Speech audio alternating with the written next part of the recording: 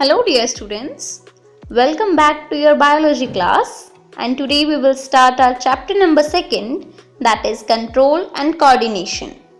So we know that all the living organisms, whether they are plants or whether they are animals, respond and react to the changes in their environment, and these changes in the environment to which the organism respond and react are called stimuli. Means जिनके प्रति कोई भी organism react करता है, अपना response देता है, उन चेंजेस को हम बोलते हैं स्टिमुलाई. हम ये कह सकते हैं कि सभी ऑर्गेनिजम्स डिफरेंट स्टिमुलाई या फिर स्टिमुलस के अकॉर्डिंग रिस्पॉन्स करते हैं in the form of some movements. ये रिस्पॉन्स किस फॉर्म में होता है स्टूडेंट्स? मूवमेंट्स की फॉर्म में. फॉर एग्जाम्पल, अगर हमें कोई हॉट स्टिमुलस मिलता है, फॉर एग्जाम्पल अगर कोई हॉट ऑब्जेक्ट हमें टच करता है, तब हम एट अ टाइम अपना हैंड्स पीछे कर लेते हैं, मूवमेंट शो करते हैं. ऐसे ही अगर कोई ब्राइट लाइट हमारी आंखों में जाती है, तब भी हम तुरंत आइज क्लोज कर लेते हैं. ऐसे ही आपको इस फर्स्ट पिक्चर में एक फादर लॉयन के रिस्पॉन्स दिखाया जा रहा है कि फादर लॉयन कैसे रिस्पॉन्स करता है जब उसका कड उसको बाइट करता है. ऐसे ही एक प्लांट भी जिसका नेम है मिमोसा पिड्यूका और touch me not plant. Students, इस प्लांट के अराउंड अगर हम कोई भी चीज़ लेके जाते हैं, for example this pencil, then it collapse its leaves. ये अपने लीव्स को कोलैप्स कर लेता है और मूवमेंट शो करता है. सो हम कह सकते हैं सभी लिविंग ऑर्गेनिजम्स, चाहे वो प्लांट्स हों चाहे वो एनिमल्स हों, किसी भी स्टिमुलस के रिगार्डिंग रिस्पॉन्स करते हैं. Okay, so we can say that the response to stimuli is a characteristic property of the living organisms. Means सभी living organisms response करते ही करते हैं, ये उनकी एक characteristic property भी कह सकते हैं हम. So इससे ये तो क्लियर हो जाता है कि सभी plants और animals दोनों response करते हैं, बट दोनों के अंदर ये प्रोसेस थोड़ी डिफरेंट हो सकती है. फॉर एग्जाम्पल, जो एनिमल्स हैं स्टूडेंट्स, उनकी बॉडी काफ़ी वेल डेवलप्ड होती है, उनके टिश्यूज़ काफ़ी कॉम्प्लेक्स होते हैं. इस वजह से एनिमल्स के अंदर रिएक्ट करने की जो पावर है किसी भी स्टिमुलाई के रिगार्डिंग, वो डिफरेंट तरीकों से होती है. उनके रिस्पॉन्स करने के तरीके काफ़ी वैरिड हैं. But in the case of plants, they react to stimuli in a very limited way. वो बहुत ही एक लिमिटेड वे में, उनके कोई ज़्यादा कॉम्प्लेक्स प्रोसेस नहीं है. बट इस प्रोसेस के अंदर स्टूडेंट्स, ये जो रिस्पॉन्स करने की प्रोसेस है हमारी बॉडी के अंदर, इस प्रोसेस के लिए सबसे ज़्यादा ज़रूरी पार्ट क्या है? हमारे सभी बॉडी पार्ट्स का एक साथ काम करना. फॉर एग्जाम्पल, अगर हमें अपने हैंड्स से मूवमेंट शो करनी है, अपने हाथों से कोई काम करना है, तो उसके लिए हमारे ब्रेन का, हमारी मसल्स का, ऑर्गन्स का एक साथ मिल के काम करना बहुत ज़रूरी है. So it is necessary that all the concerned organs should work with one another in a systematic manner. क्योंकि अगर हमारी बॉडी के डिफरेंट ऑर्गन्स एक साथ सिस्टमैटिक मैनर में काम करेंगे, तभी हम किसी भी स्टिमुलस के रिगार्डिंग प्रॉपर रिस्पॉन्स कर सकते हैं. और इसी प्रोसेस को हम बोलते हैं कोऑर्डिनेशन. कोऑर्डिनेशन का मीनिंग होता है मिलजुल के काम करना. सो कंट्रोल एंड कोऑर्डिनेशन, यही इस चैप्टर का नेम है हमारा. So first of all students, हम डिस्कस करने वाले हैं control and coordination in plants, कि प्लांट्स में कोऑर्डिनेशन कैसे होता है. सो फर्स्टली इम्पॉर्टेंट थिंग कि प्लांट्स के अंदर कोई नर्वस सिस्टम नहीं है, और ना ही उनके अंदर हैं सेंस ऑर्गन्स जैसे एनिमल्स में होते हैं, आईज, ईयर्स, नोज एक्सेट्रा. वो सब प्लांट्स में एब्सेंट हैं.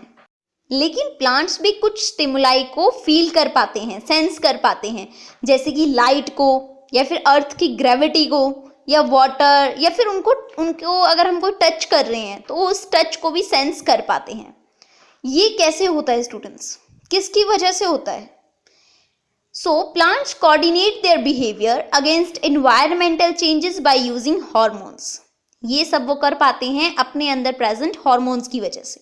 और ये हार्मोन्स वो केमिकल सब्सटेंस हैं जो प्लांट के अंदर उनकी ग्रोथ को और प्लांट के डिफरेंट पार्ट्स की ग्रोथ को कोऑर्डिनेट करते हैं, उसको बैलेंस करते हैं कि कौन से पार्ट में कितनी ग्रोथ होगी. उस चीज़ को मेंटेन करने का काम हार्मोन्स का ही है. सो स्टूडेंट्स, हमें पता है जो एनिमल्स हैं वो तो अपने हार्मोन्स का भी यूज़ करते हैं और नर्वस सिस्टम का भी यूज़ करते हैं, बट प्लांट्स में नर्वस सिस्टम होता नहीं है, इसलिए प्लांट्स ओनली ऑन हार्मोन्स का ही यूज़ करते हैं अपने कोऑर्डिनेशन के लिए. इससे ये कंक्लूजन निकलता है कि अगर एनिमल्स में ज़्यादा फैसिलिटी अवेलेबल है कि वो दो चीज़ें यूज़ कर सकते हैं, तो उनके अंदर जो कोऑर्डिनेशन होता है वो काफ़ी फास्ट होता है। बल्कि जो प्लांट्स हैं, प्लांट्स के अंदर सिर्फ हार्मोन्स हैं, नर्वस सिस्टम नहीं है, तो उनके अंदर जो कोऑर्डिनेशन की प्रोसेस होती है वो बहुत ही स्लो होती है students. Now let's discuss what are plant hormones. Students, plant hormones are also known as phytohormones. Phyto means plants होते हैं, सो इसको फाइटोहार्मोन्स के नेम से भी जाना जाता है। ये वो केमिकल सब्सटेंस हैं जो प्लांट्स के अंदर कोऑर्डिनेशन करने में हेल्प करते हैं।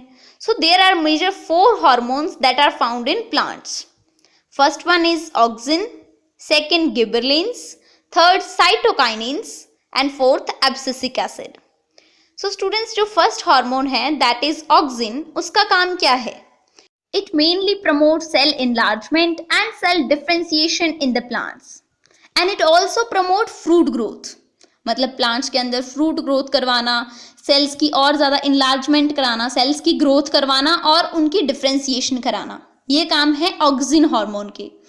जबकि इसका जो रोल है ना स्टूडेंट्स, वो अलग अलग पार्ट में अलग अलग है। फॉर एग्जाम्पल आप देख सकते हैं कि जो प्लांट का स्टेम है, स्टेम के अंदर ये ग्रोथ को फास्ट करता है ऑक्सिन, जबकि रूट्स में ये ग्रोथ को काफ़ी स्लो करता है। सो डिफरेंट पार्ट्स में इसके फंक्शन थोड़े से डिफरेंट हैं। Next is गिबरलिन्स। गिबरलिन्स का काम क्या है स्टूडेंट्स? सेल एनलार्जमेंट और सेल डिफरेंशिएशन को तो ये भी प्रमोट करता है, but in the presence of auxin, कि अगर ऑक्सिन है तभी ये सेल ग्रोथ को प्रमोट कर पाता है। Gibberellins also helps in breaking dormancy in seeds and birds. Means ये सीड्स और फ्रूट्स को जल्दी ग्रो होने में हेल्प करता है, यानी कि फ्रूट्स की ग्रोथ में हेल्प करता है। बट स्टूडेंट्स, गिबरलिन्स का मेन फंक्शन होता है शूट्स को इंक्रीज कराने में, दैट मीन्स शूट एक्सटेंशन में। और शूट क्या होता है? आपने 2 वर्ड्स सुने हैं, root and shoot. Root part होता है स्टूडेंट्स जो प्लांट का वो हिस्सा जो सॉइल के अंदर होता है, और शूट पार्ट जो सॉइल के बाहर होता है। सो गिबरलिन्स का मेन फंक्शन होता है ओनली शूट पार्ट की ग्रोथ करवाना। And the next one is cytokinin. Cytokinin का मेन फंक्शन है स्टूडेंट्स सेल डिवीजन कराना, मीन्स प्लांट्स के सेल को डिवाइड होने में हेल्प करता है। It also helps in breaking dormancy of seeds and birds, but it delays the ageing of leaves. ये पत्तों की ये लगा लो कि एजिंग को रोकता है, लीव्स को काफ़ी लंबे टाइम तक फ्रेश रखने में हेल्प करता है। And the last one is abscisic acid. Students, आपने बाकी सारे हार्मोन्स के बारे में सुना कि ये उसकी ग्रोथ में हेल्प करते हैं, ये इस पार्ट की ग्रोथ में हेल्प करते हैं, मीन्स ग्रोथ में ही हेल्प कर रहे हैं। बट जो लास्ट वन है ना, एब्सिसिक एसिड, ये इन सबसे अपोजिट है, इन सबसे अलग है। ये ग्रोथ को रोकता है, इसीलिए इसको हम ग्रोथ इनहिबिटर भी बोलते हैं। आपने देखा कि गिबरलिन्स और साइटोकाइनिन वो दोनों सीड्स और बर्ड्स की डोरमेंसी को तोड़ते हैं, बट ये उनकी डोरमेंसी को प्रमोट करता है, मीन्स उनको ग्रोथ होने से रोकता है। And it also promotes the wilting and falling of trees. Students, ये जो हार्मोन है वो प्लांट की ग्रोथ में हेल्प करने की बजाय उसको रोकने में हेल्प करता है, प्लांट को अनलिमिटेड अमाउंट में ग्रोथ नहीं करने देता। ये था कोऑर्डिनेशन प्लांट्स के अंदर, कि प्लांट्स में कौन कौन से हार्मोन्स होते हैं और उनका फंक्शन क्या क्या होता है। So students, read this topic completely from your book and try to form the questions out of this topic.